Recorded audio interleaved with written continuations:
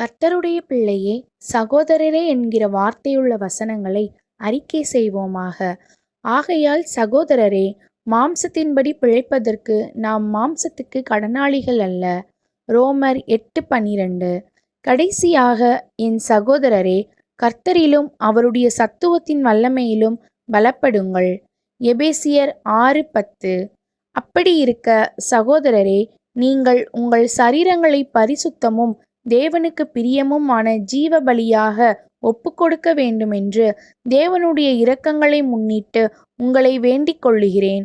இதுவே நீங்கள் செய்யத்தக்க புத்தியுள்ள ஆராதனை. ரோமர் 12:1.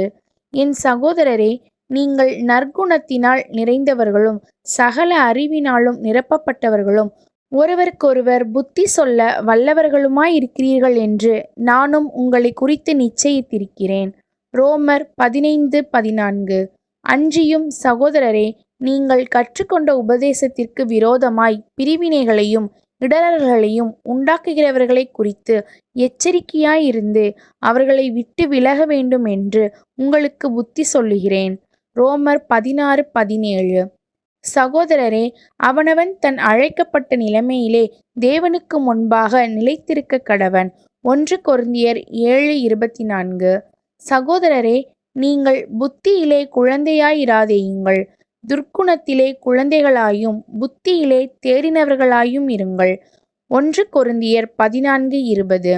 இப்படி இருக்க சகோதரரே, தீர்க்க தரிசனம் சொல்ல நாடுங்கள், அந்நிய பாஷைகளை பேசுகிறதற்கு தடை பண்ணாதிருங்கள். 1 கொரிந்தியர் 14:39. கடைசியாக சகோதரரே, சந்தோஷமாயிருங்கள், நற்சீர் பொருந்துங்கள், ஆறுதல் அடையுங்கள், ஏக சிந்தனையாயிருங்கள், சமாதானமாயிருங்கள்.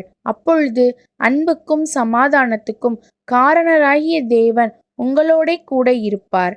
2 கொரிந்தியர் 13:11. சகோதரரே, நம்முடைய கர்த்தராகிய இயேசு கிறிஸ்துவின் கிருபை உங்கள் ஆவியுடனே கூட இருப்பதாக. ஆமேன். கலாத்தியர் 6:18.